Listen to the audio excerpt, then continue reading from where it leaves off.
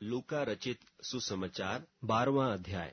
इतने में जब हजारों की भीड़ लग गई, यहाँ तक कि एक दूसरे पर गिरे पड़ते थे, तो वह सबसे पहले अपने चेलों से कहने लगा कि फरीसियों के कपट रूपी खमीर से चौकस रहना। कुछ ढपा नहीं जो खोला न जाएगा, और न कुछ छिपा है जो जाना न जाएगा। इसलिए जो कुछ तुमने अंधेरे में कहा है वह उजाले में सुना जाएगा, और जो तुमने कोठरियों में कानो कान कहा है वह कोठों पर प्रचार किया जाएगा। परंतु मैं तुमसे जो मेरे मित्र हो कहता हूं कि जो शरीर को घात करते हैं परंतु उसके पीछे और कुछ नहीं कर सकते, उनसे मत डरो। मैं तुम्हें चिताता हूं कि तुम्हें किससे डरना चाहिए। घात करने के बाद जिसको नरक में डालने का अधिकार है उसी से डरो, वरन मैं तुमसे कहता हूं उसी से डरो। क्या 2 पैसे की 5 गौरैयां नहीं बिकती? तो भी परमेश्वर उनमें से एक को भी नहीं भूलता। वरन तुम्हारे सिर के सब बाल भी गिने हुए हैं, सो डरो नहीं, तुम बहुत गौरैयों से बढ़कर हो। मैं तुमसे कहता हूं, जो कोई मनुष्यों के सामने मुझे मान लेगा, उससे मनुष्य का पुत्र भी परमेश्वर के स्वर्गदूतों के सामने मान लेगा। परंतु जो मनुष्यों के सामने मुझे इनकार करे, उसका परमेश्वर के स्वर्गदूतों के सामने इनकार किया जाएगा। जो कोई मनुष्य के पुत्र के विरोध में कोई बात कहे, उसका वह अपराध क्षमा किया जाएगा, परंतु जो पवित्र आत्मा की निंदा करे, उसका अपराध क्षमा न किया जाएगा। जब लोग तुम्हें सभाओं और हाकिमों और अधिकारियों के सामने ले जाएं, तो चिंता न करना कि हम किस रीति से या क्या उत्तर दें या क्या कहें, क्योंकि पवित्र आत्मा उसी घड़ी तुम्हें सिखा देगा कि क्या कहना चाहिए। फिर भीड़ में से एक ने उससे कहा, हे गुरु, मेरे भाई से कह कि पिता की संपत्ति मुझे बांट दे। उसने उससे कहा, हे मनुष्य, किसने मुझे तुम्हारा न्यायी या बांटने वाला नियुक्त किया है? और उसने उनसे कहा, चौकस रहो और हर प्रकार के लोभ से अपने आप को बचाए रखो, क्योंकि किसी का जीवन उसकी संपत्ति की बहुतायत से नहीं होता। उसने उनसे एक दृष्टांत कहा कि किसी धनवान की भूमि में बड़ी उपज हुई। तब वह अपने मन में विचार करने लगा कि मैं क्या करूं, क्योंकि मेरे यहां जगह नहीं जहां अपनी उपज इत्यादि रखूं। और उसने कहा, मैं यह करूंगा, मैं अपनी बखारियां तोड़कर उनसे बड़ी बनाऊंगा और वहां अपना सब अन्न और संपत्ति रखूंगा, और अपने प्राण से कहूंगा कि प्राण, तेरे पास बहुत वर्षों के लिए बहुत संपत्ति रखी है, चैन कर खा पी सुख से रह। परंतु परमेश्वर ने उससे कहा, हे मूर्ख, इसी रात को तेरा प्राण तुझसे ले लिया जाएगा। तब जो कुछ तूने इकट्ठा किया है वह किसका होगा? ऐसा ही वह मनुष्य भी है जो अपने लिए धन बटोरता है, परंतु परमेश्वर की दृष्टि में धनी नहीं। फिर उसने अपने चेलों से कहा, इसलिए मैं तुमसे कहता हूं, अपने प्राण की चिंता न करो कि हम क्या खाएंगे, न अपने शरीर की कि क्या पहनेंगे, क्योंकि भोजन से प्राण और वस्त्र से शरीर बढ़कर है।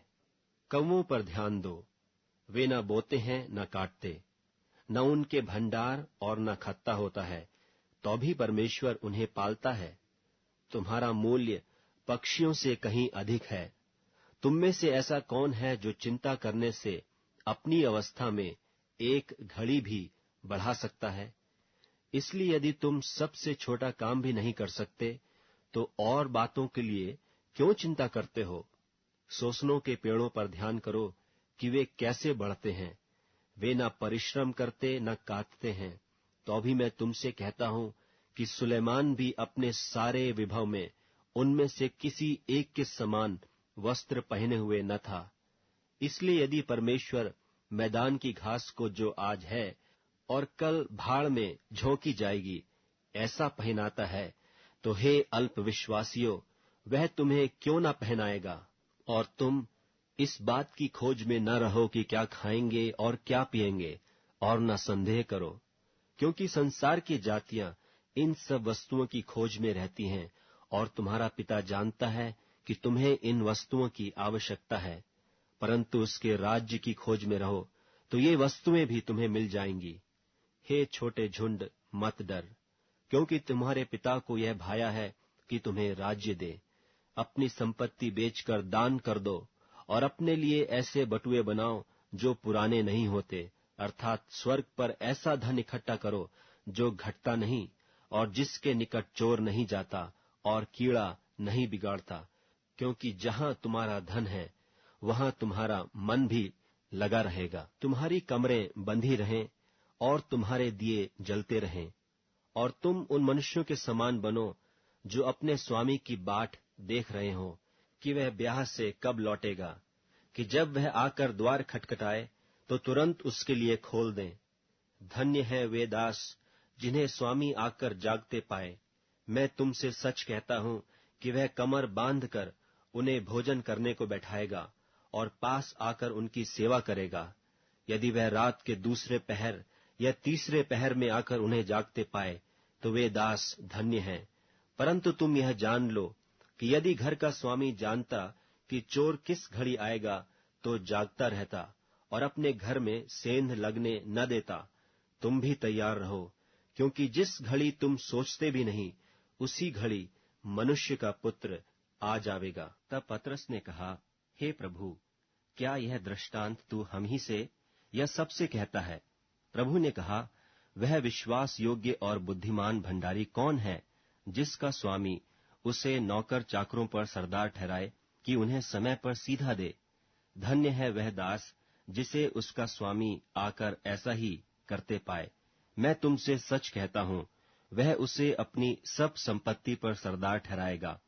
परंतु यदि वह दास सोचने लगे कि मेरा स्वामी आने में देर कर रहा है और दासों और दासियों को मारने पीटने और खाने पीने और पियक्कड़ होने लगे, तो उस दास का स्वामी ऐसे दिन कि वह उसकी बाट जोहता न रहे और ऐसी घड़ी जिसे वह जानता न हो आएगा और उसे भारी ताड़ना देकर उसका भाग अविश्वासियों के साथ ठहराएगा। और वह दास जो अपने स्वामी की इच्छा जानता था और तैयार न रहा और न उसकी इच्छा के अनुसार चला, बहुत मार खाएगा। परंतु जो नहीं जानकर मार खाने की योग्य काम करे वह थोड़ी मार खाएगा। इसलिए जिसे बहुत दिया गया है उससे बहुत मांगा जाएगा, और जिसे बहुत सौंपा गया है उससे बहुत मांगेंगे। मैं पृथ्वी पर आग लगाने आया हूं, और क्या चाहता हूं केवल यह कि अभी सुलग जाती।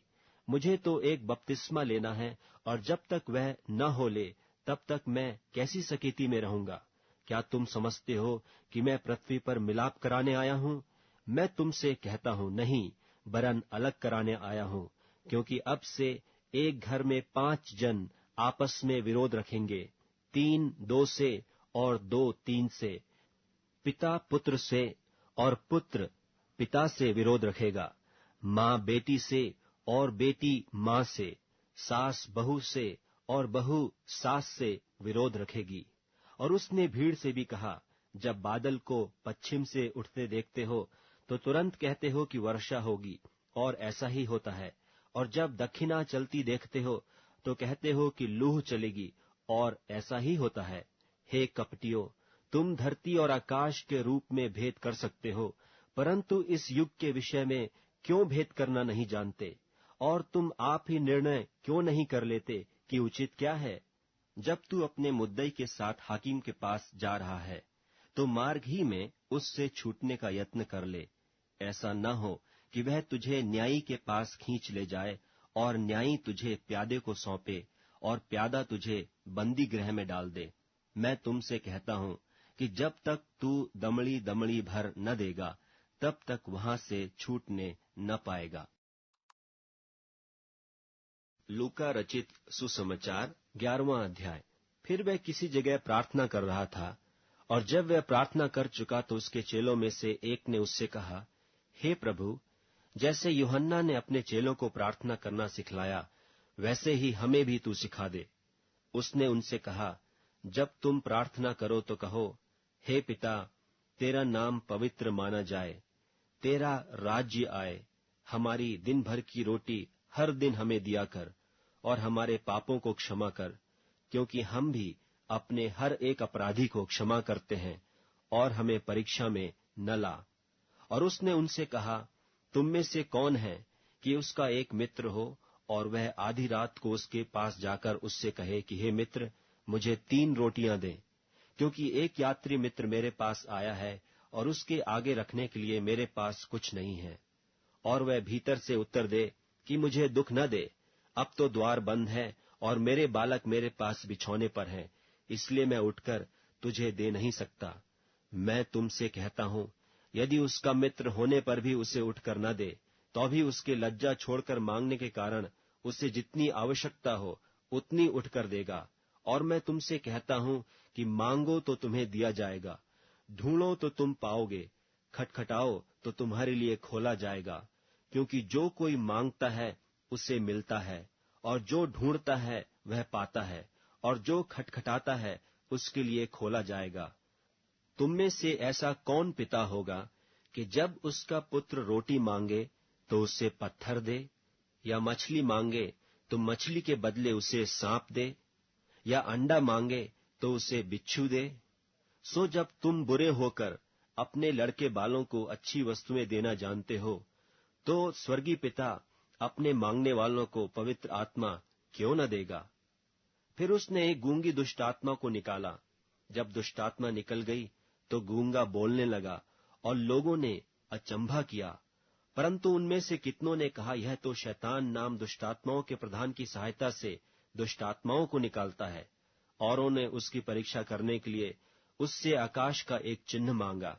परंतु उसने उनके मन की बातें जानकर उनसे कहा, जिस जिस राज्य में फूट होती है वह राज्य उजड़ जाता है, और जिस घर में फूट होती है वह नाश हो जाता है।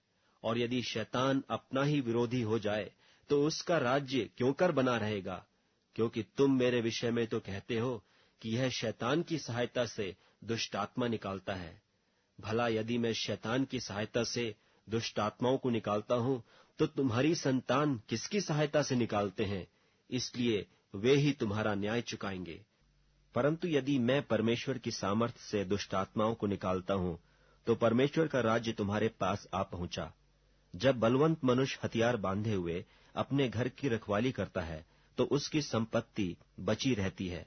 पर जब उससे बढ़कर कोई और बलवंत चढ़ाई करके उसे जीत लेता है, तो उसके वे हथियार जिन पर उसका भरोसा था छीन लेता है और उसकी संपत्ति लूटकर बांट लेता है।